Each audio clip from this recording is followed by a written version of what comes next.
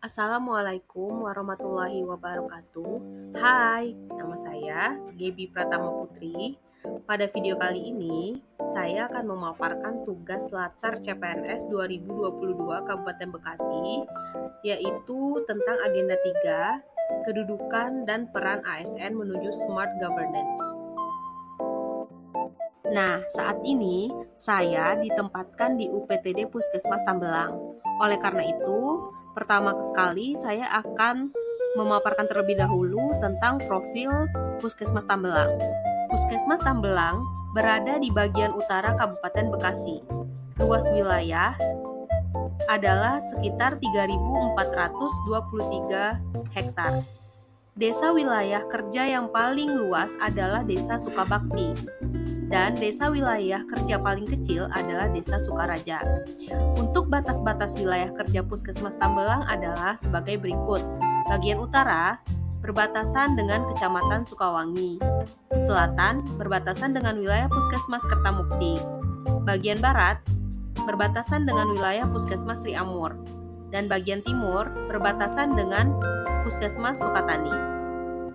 Secara administratif, Puskesmas Tambelang termasuk ke dalam wilayah Kecamatan Tambelang. Jumlah desa wilayah kerja Puskesmas Tambelang adalah 7 desa, meliputi 90 RT dan 38 RW. Ketujuh desa tersebut adalah Desa Sukarapi, Desa Sukaraja, Desa Sukarahayu, Desa Sukamaju, Desa Sukabakti, Desa Sukawijaya, dan Desa Sukamantri. Nah, selanjutnya, keadaan penduduk.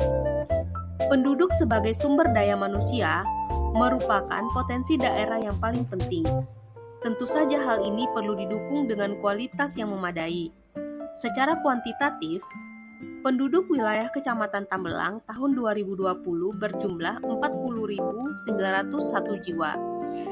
Pada tabel, kita juga sudah lihat masing-masing jumlah penduduk di masing-masing desanya. Dan Desa Sukarapi merupakan desa yang paling banyak penduduknya. Selanjutnya, mari kita bahas tentang visi dan misi Puskesmas Tambelang. Puskesmas Tambelang mempunyai visi yaitu puskesmas terdepan dan terpercaya terhadap pelayanan masyarakat. Terdepan artinya puskesmas dijadikan satu-satunya patokan atau tujuan utama masyarakat sekitar datang untuk berobat. Sedangkan terpercaya artinya adalah dalam segi pelayanannya sesuai dengan standar nasional, peralatannya yang lengkap serta bangunannya yang nyaman sesuai dengan standar. Karyawan lebih pintar dalam menganalisa atau mengobati pasien.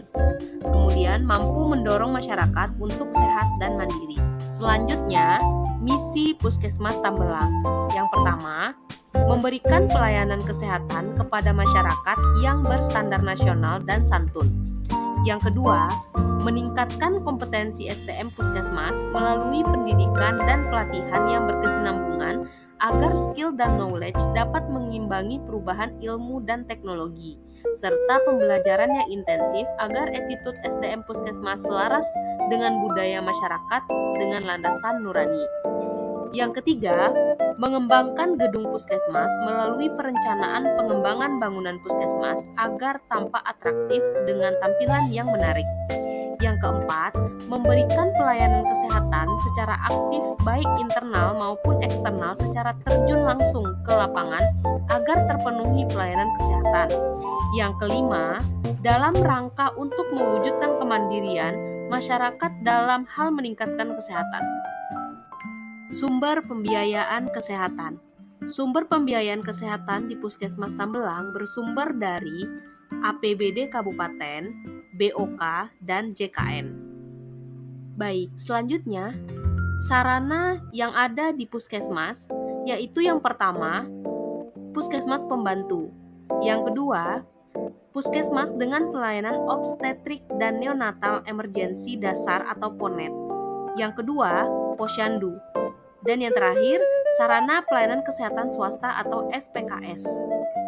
Selanjutnya, kita membahas tentang tugas pokok dan fungsi nutrisionis berdasarkan Permenkes nomor 14 tahun 2019. Indikator kinerja program gizi meliputi yang pertama, cakupan bayi usia kurang dari 6 bulan yang mendapatkan ASI eksklusif. Yang kedua, cakupan bayi usia 6 bulan yang mendapatkan ASI eksklusif. Yang ketiga, cakupan ibu hamil yang mendapatkan tablet tambah darah minimal 90 tablet selama masa kehamilan. Kemudian, cakupan ibu hamil kurang energi kronik yang mendapat makanan tambahan. Kemudian, cakupan balita kurus yang mendapatkan makanan tambahan. Kemudian, cakupan remaja putri atau rematri mendapat tablet tambah darah. Kemudian, cakupan bayi baru lahir yang mendapatkan inisiasi menyusu dini atau IMD. Kemudian, cakupan balita yang ditimbang berat badannya. Cakupan balita mempunyai buku kesehatan ibu dan anak atau KIA atau kartu menuju sehat atau KMS. Kemudian, cakupan balita ditimbang yang naik berat badannya. Kemudian, cakupan balita ditimbang yang tidak naik berat badannya 2 kali berturut-turut. Yang selanjutnya, cakupan balita 6-59 bulan mendapatkan kapsul vitamin A.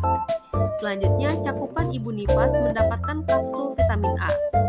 Kemudian, cakupan rumah tangga mengkonsumsi garam beriodium. Dan yang terakhir, cakupan kasus balita gizi buruk yang mendapatkan perawatan. Selanjutnya, dari segi pelaksanaan teknis nutrisionis di puskesmas dilakukan dengan tahapan. Yang pertama, pengumpulan data.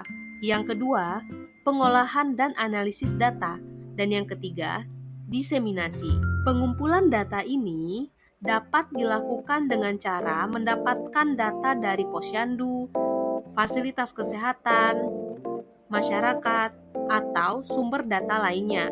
Data diperoleh melalui kegiatan pemantauan pertumbuhan, pelaporan kasus, pelaporan data secara rutin, survei, dan kemudian kegiatan lainnya. Nah, tadi kita sudah membahas tentang tugas pokok dan fungsi dari nutrisionis. Nah, kemudian apakah hasil dari tugas pokok tersebut? Yaitu data yang dilaporkan berdasarkan pemantauan dan survei lapangan. Pentingnya data ini menjadi tugas utama nutrisionis dalam percepatan perbaikan gizi masyarakat berdasarkan strategi RPJMN tahun 2020-2024. Nah, sekarang mari kita bahas bagaimana di lapangan. Beberapa hal yang terjadi di lapangan biasanya ada keterlambatan pelaporan atau bahkan mungkin tidak melaporkan kasusnya sama sekali. Di sini saya akan mencontohkan dari kegiatan posyandu, di mana data penimbangan berat badan dan tinggi badan itu didapatkan dari kader posyandu atau bidan desa. Nah, jika kader posyandu atau bidan desa tidak segera melaporkan ke puskesmas, ini akibatnya data terlambat dianalisis dan dilaporkan, sehingga puskesmas tidak mempunyai data berat badan dan tinggi badan balita atau gambaran kondisi gizi masyarakat agar dapat dilakukan evaluasi. Nah, dari masalah sebelumnya, kesimpulan yang saya tarik, perlu dilakukannya inovasi dalam cara pelaporan data dari kader posyandu atau bidan desa ke puskesmas agar dapat diterima dengan cepat.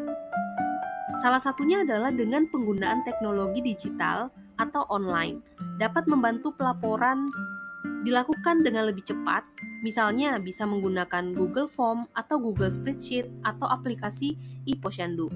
Ini dapat membantu nutrisionis di puskesmas mendapatkan datanya lebih cepat, sehingga dapat segera dianalisis atau diolah dan bisa dilaporkan lebih cepat.